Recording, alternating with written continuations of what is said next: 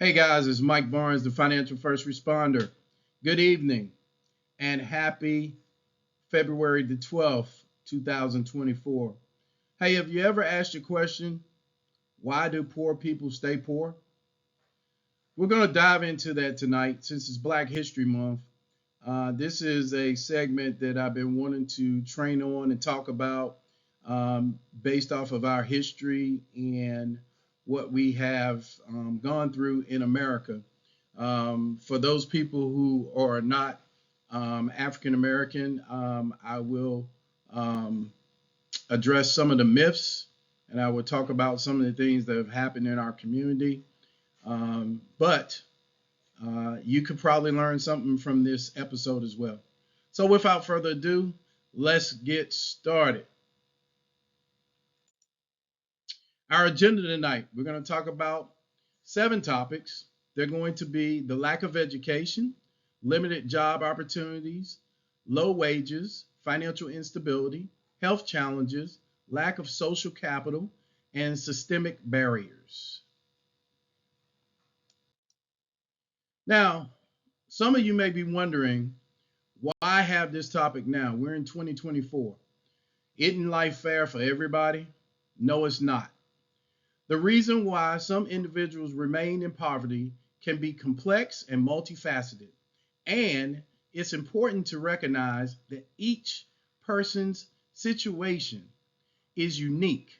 While there isn't a one size fits all answer, here are 7 common factors that can contribute to the cycle of poverty. And you're going to hear me talk about know more, do more. I'll tell you why in a minute. So let's talk about the lack of education. What is the lack of education? It's a limited access to quality education that can hinder your opportunities for better employment and higher income. Poor educational attainment can perpetuate intergenerational poverty as well. Now, what do I mean by that? So, historically, there's been certain segments in the United States where people of color, and that doesn't just mean African Americans. That could be any minority. You could go back all the way to when the Irish came over, that they were discriminated against. So that could be indigenous people, that could be African Americans, that could be Hispanic, that could be anyone that is non-Anglo-Saxon that this may have happened to. So they were denied education just strictly based off the color of their skin. So this is the things that I want you to think about as you train your children or you advise your children on seeking education opportunities and things of that nature. Now, why am I saying that? Because the next thing we're going to talk about is that limited job opportunities. Now, in many cases, individuals living in poverty face barriers to assessing stable and well-paying jobs. Factors such as discrimination, lack of skills or training, and geographical location can all contribute to this issue. Now, I remember when my wife and I first moved back, well, she was from here, meaning in the DMV, the DC, Maryland, Virginia area, and I was from North Carolina. And I remember one of my line brothers, um, and I'm a member of Omega Psi Phi Fraternity Incorporated, asked me, "Hey man, did it really make a difference from you moving from North Carolina to Maryland?" I said, "Yeah, the wages are higher."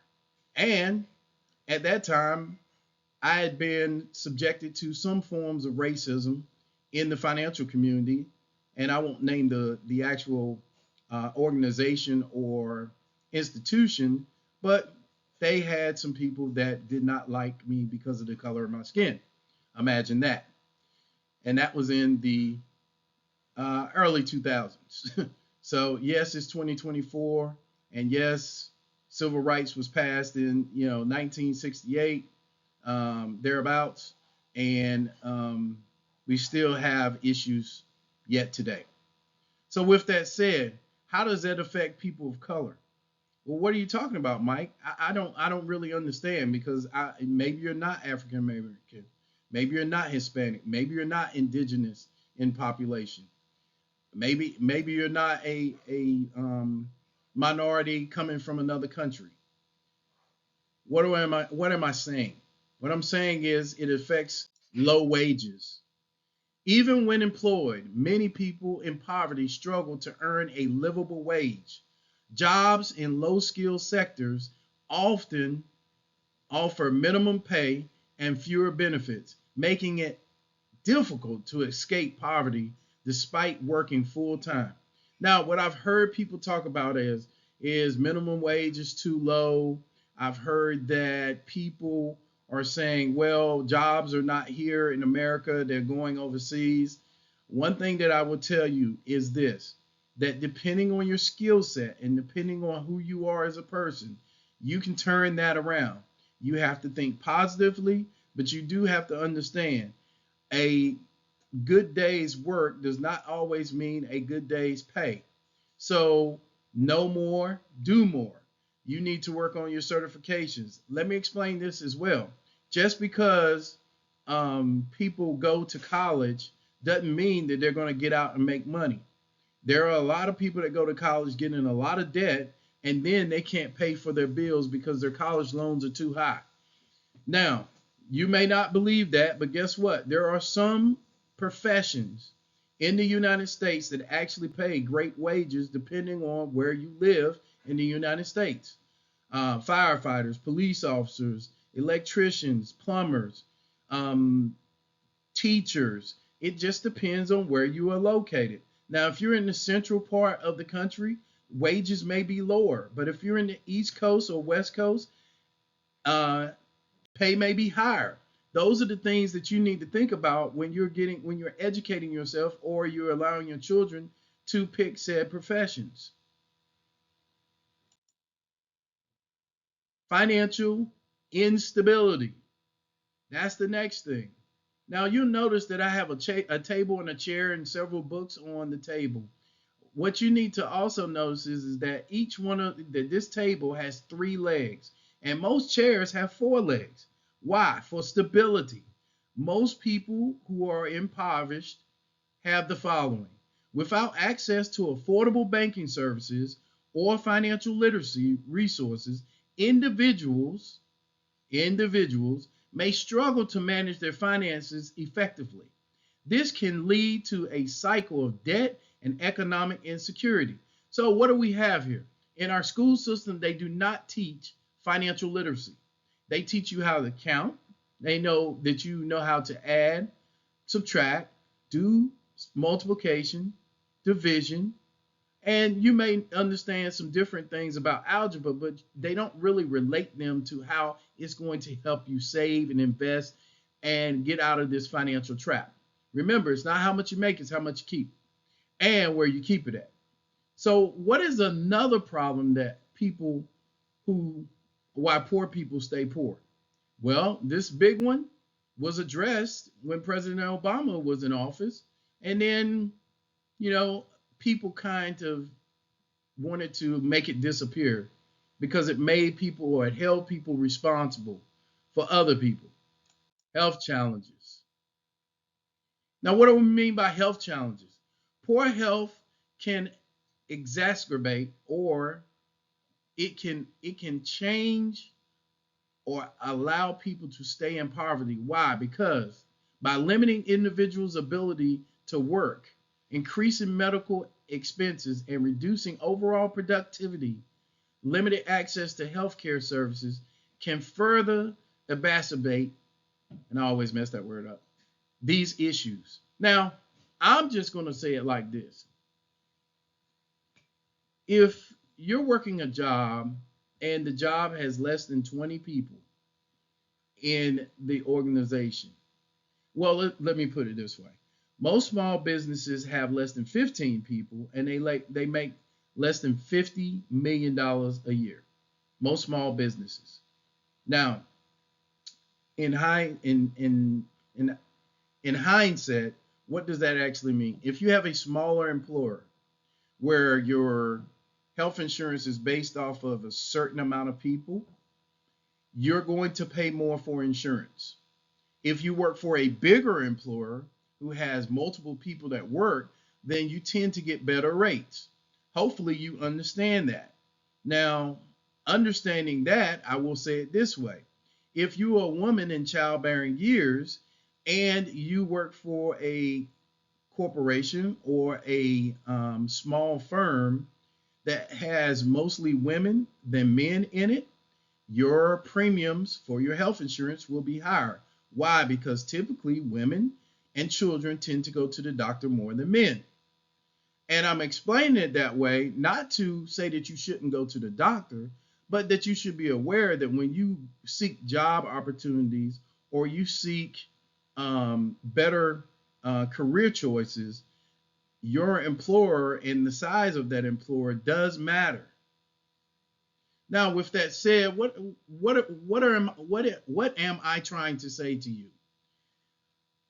We have people that are in poverty that lack social capital. Now, wait a minute, Mike. What is social capital?